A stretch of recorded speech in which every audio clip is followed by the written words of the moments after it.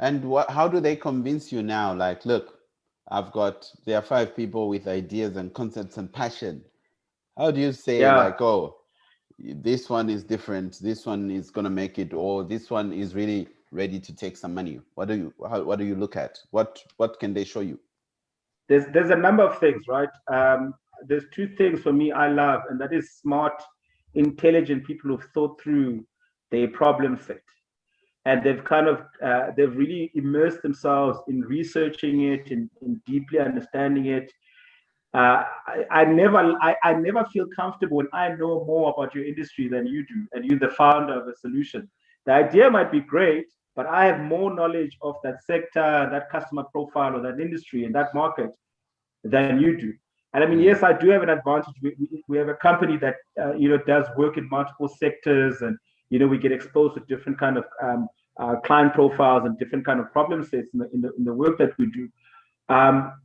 So I do get to see and kind of understand a lot of some, especially the challenging areas in Africa, whether it's financial inclusion or education, or so I do have a kind of a broad view, across the continent of some of the top solutions that are working in those spaces.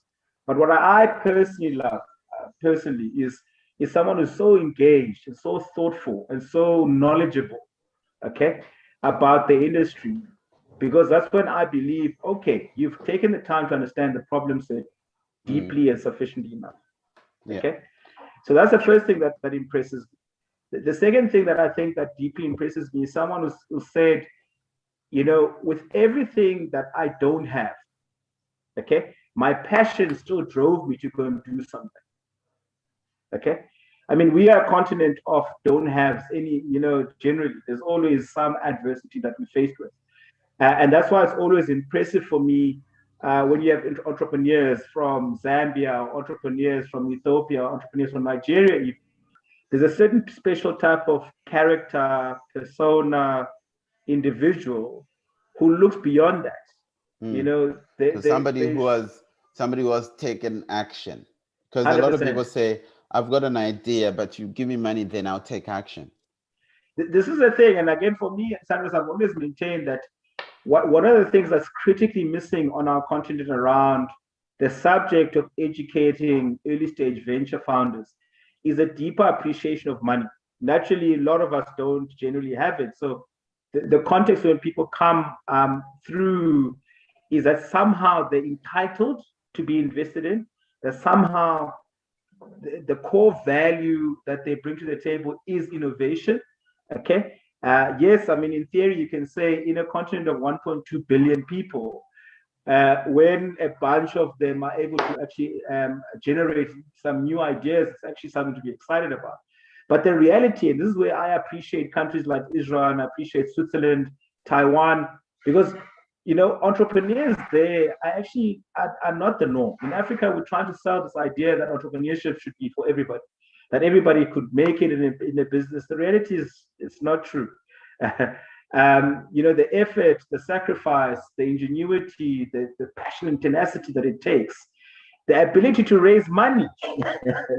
The ability to raise money it's a lot of effort. It needs a special, unique, very focused, very dedicated person to do it. It's not something to play around with. In fact, for me, the majority, I would say about 70% of people who try to start a business should rather actually work for somebody and be okay with that idea of working for somebody. But I also know that we also in a very volatile market economy that jobs are not always formally structured in many places. I think I do agree with you very much on that point, that not everybody should start a business. I know entrepreneurship is glamorized. And then I think also that the worst time to start a new business where you're not sure about is when like you're in debt, you are broke, and you're getting worse and worse in debt. I think that's the time to just get a job. At least by month end, somebody will pay you, as opposed to burning a deeper hole. Look, Sandras, we all lose money. I mean, part of this game is that you expect to lose some money here and there. But it's always so sad for me when I have to lose money over some silly stuff, No, I couldn't pay my rent. I couldn't concentrate for a whole month. Or no, I couldn't afford my my car payment. I drive an Audi A3, and I could, literally the whole company must suffer because you couldn't make a vehicle payment, and because the startup is not paying you enough money. It always breaks my heart when people have taken thought around what it's going to take. I mean, there's some beautiful stories on the continent that I think people can lean on. That again, I maybe don't get enough showcase, because I don't know, maybe people see them negatively. I mean, you're familiar with the story of South, but many people don't know that the co-founders of South, the two founders, are actually a couple. Yes. And they come with a strong kind of consulting background. And they first actually pitched at one of the competitions we ran, the Startup South Africa Summit, where they raised their first seed funding. But one of the things that most people don't know is that Aisha Pando sold her wedding ring, sold their house, sold their car, all in the effort to kind of sustainably support the vision they have for their business. This is let alone quitting their jobs. I mean, that's a whole other story. It's like, should you still have a job and try and build a business? For me, it's one of those things where focus becomes a focal point in that kind of conversation. For me, it's like, if you are great and you're focused and you need to maintain a lifestyle, you want to, hold on to a day job, you can, but it takes longer to build your venture when you've got a job, because naturally it's a time focused kind of conundrum. So you can do some side consulting, a bit of extra work to sustain your life. Nobody's saying be an entrepreneur, sacrifice and be poor. Nobody's saying that. It's just that, there are different set of requirements when you make certain different choices. So when you do quit a job to focus on your company, you might find the reality that you might have to sell some things, some assets, some personal mementos, but you got to retain your focus. It's like, I know that I can always replace my wedding ring because I can sell it and buy another one in 5 years' time when I've made it. Or I know that I can, leave my house, sell it, rent someplace, get the cash, build the business, 5 years' time, buy another house. Okay. And in fact, this has been the story of many, many entrepreneurs who, again, that's why I'm saying, everybody focuses on the I've made it narrative of the story. Yes. Nobody ever focuses on, what happened in the first 10 years before you made the press release that said, I made it.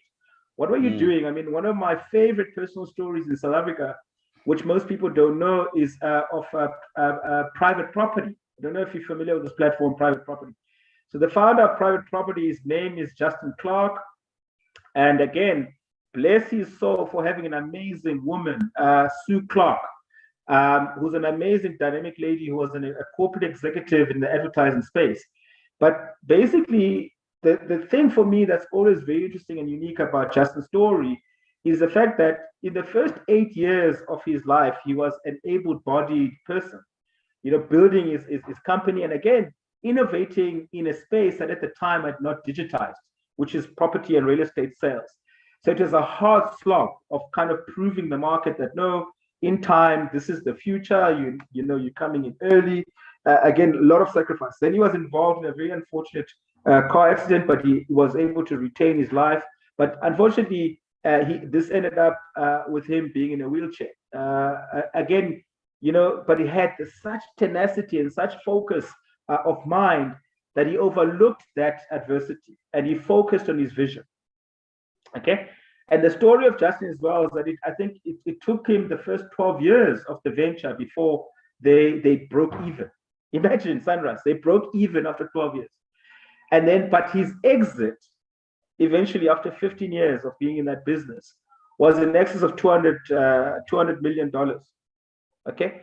So again, if I had to ask you, anybody, okay, if you listen to that story and the only thing you ever hear is the exit at the end after 15 years, okay, yes, it's going to motivate you to believe that it's possible. But if I told you the entire story, how motivated are you going to be to go through all of that?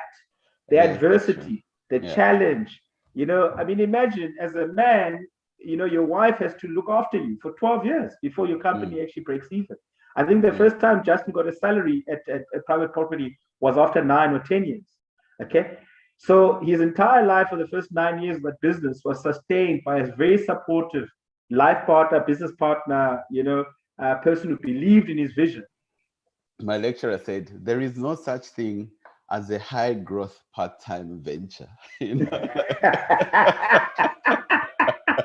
Absolutely true. Absolutely true. And by the way, I mean, we always do this, right? We always have these narratives of overnight successes. And for me, there's just so much depth. I mean, one of the most recent ones, for those who've been paying attention in the e-commerce space, is Yappy Chef. Yes. I mean, I can tell you the founders of Yappy Chef, the first 5 years didn't get a salary from the company. Yeah.